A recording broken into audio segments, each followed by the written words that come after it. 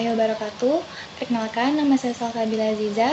Di sini saya akan menjelaskan mengenai pengertian standar akuntansi keuangan. Standar akuntansi keuangan adalah suatu kerangka dalam prosedur pembuatan laporan keuangan agar terjadi keseragaman dalam penyajian laporan keuangan.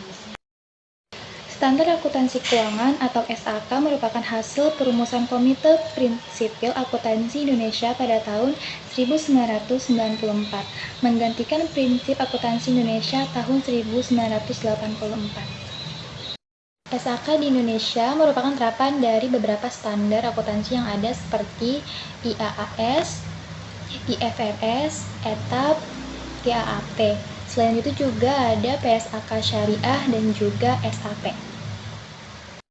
Selanjutnya, kegunaan standar akuntansi keuangan. Standar akuntansi keuangan diperlukan untuk memudahkan penyusunan laporan keuangan, memudahkan auditor, serta memudahkan membaca laporan keuangan untuk menginterpretasikan dan membandingkan laporan keuangan entitas yang berbeda. Adapun manfaat standar akuntansi keuangan bagi beberapa pihak seperti yang pertama, pemegang saham, investor, kreditor, supplier, dan yang terakhir pemerintah. Pembahasan selanjutnya mengenai jenis-jenis standar akuntansi. Yang pertama yaitu ada PSAK IFRS.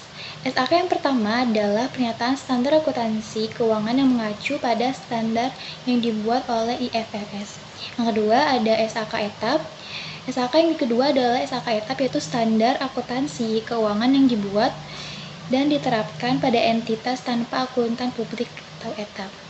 Yang ketiga ada PSAK Syariah. Sering disebut juga standar akuntansi syariah atau SAS, yaitu standar yang dibuat oleh Dewan Standar Akuntansi Syariah.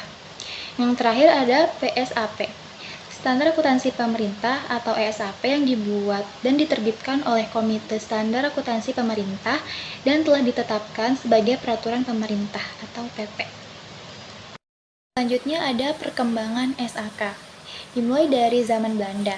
Pada era ini, Belanda mengenalkan sistem pembukuan berpasangan atau double entry bookkeeping sebagaimana yang dikembangkan oleh Luca Pacioli. Selanjutnya pada tahun 1945 sampai 1955, praktik akuntansi model Belanda masih digunakan selama era setelah kemerdekaan atau 1950-an.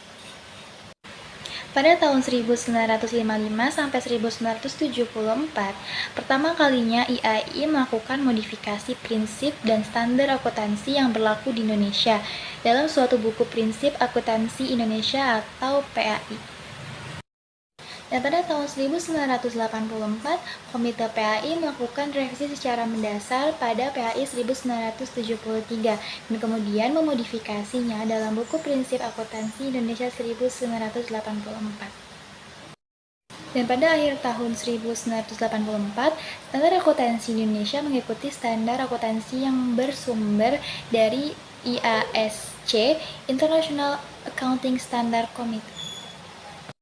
Dan pada tahun 1994, IAI kembali melakukan revisi total terhadap PAI 1984 dan melakukan modifikasi dalam buku Standar Akuntansi Keuangan atau SAK per 1 Oktober 1994. Kemudian pada tahun 2008, tahap adopsi berikutnya meliputi aktivitas adopsi seluruh IFRS ke PSAK.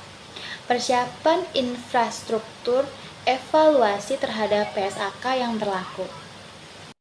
Yang terakhir, pada tahun 2012, tujuan akhir dari konvergensi IFRS adalah PSAK sama dengan IFRS tanpa adanya modifikasi sedikit pun, dan konvergensi IFRS di Indonesia dilakukan. Selanjutnya, saya Rosdina Puspita ingin melanjutkan penyusunan standar akuntansi di Amerika. Adapun pihak yang ikut serta menyusun standar akuntansi di Amerika adalah yang pertama, kantor akuntan besar yang dikenal Big B, Yang kedua ada American Institute of Certified Public Accountants, yaitu akuntansi publik. Yang ketiga ada Financial Accounting Standard Board, yaitu lembaga penyusunan standar akuntansi. Yang keempat ada Governmental Accounting Standard Board, yaitu lembaga penyusunan standar akuntansi pemerintah. Yang kelima ada Securities and Exchange Commission, yaitu badan pengawasan pasar modal. Yang keenam ada American Accounting Association, yaitu organisasi akademisi. Yang ketujuh ada Financial Executive Institute, yaitu para eksekutif keuangan. Dan yang terakhir ada The Institute of Management Accounting, dahulu namanya National Association of Accounting, yaitu organisasi akuntan manajemen. Selanjutnya ada dasar GAAP disebut going concern, substance over form, neutrality, accrual basis, conservation, and materiality. Yang lantai 1 ada FASB statement, yang kedua FASB interpretation, yang ketiga ada APB opinions, dan yang terakhir ada ARS bulletins yang dikeluarkan oleh ACPA. Lantai 2 ada ACPA Industry Audit Guides, yang kedua ada ACPA Industry Accounting Guides, dan yang terakhir ada ACPA Statement of Possession. Di lantai 3 ada FASB Technical Bulletins, yang kedua ada ACPA Accounting Information, yang ketiga ada Praktik Industri yang Lazim. Dan lantai keempat ada APB Statement, makalah yang dikeluarkan oleh ACPA, pendapat organisasi profesi, FASB Concept Statement, buku-buku teks, dan yang terakhir ada artikel-artikel para ahli tentang akuntansi. Selanjutnya ada hubungan standar akuntansi dengan perangkat peraturan lainnya. Hubungan standar akuntansi keuangan dengan norma pemeriksaan akuntansi disebutkan dalam norma pelaporan yang pertama dengan bunyi sebagai berikut. Laporan akuntansi harus menyatakan apakah laporan keuangan telah disusun sesuai dengan standar prinsip akuntansi keuangan Indonesia. Dalam nada yang sama, GAAP yang berlaku di Amerika menjelaskan hubungan yang erat sebagai berikut. The report shall whether the financial statement are presented in accordance with general SEP principle of accounting. Selanjutnya, perumusan standar akuntansi di Amerika Serikat. Dalam penyusunan standar akuntansi Amerika Serikat sangat berpegang pada kerangka teoritis konseptual yang ditetapkan oleh FASB sebagai berikut. Yang pertama, tujuan pelaporan keuangan oleh perusahaan yang bertujuan mencari laba yang diterbitkan November 1978. Yang kedua, karakteristik kualitatif informasi akuntansi yang diterbitkan Mei 1980, kemudian direvisi dengan Statement nomor 6 Desember 1980.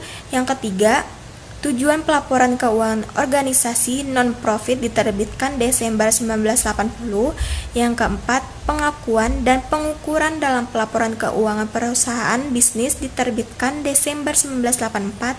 Dan yang terakhir ada elemen-elemen laporan keuangan yang diterbitkan pada Desember 1985.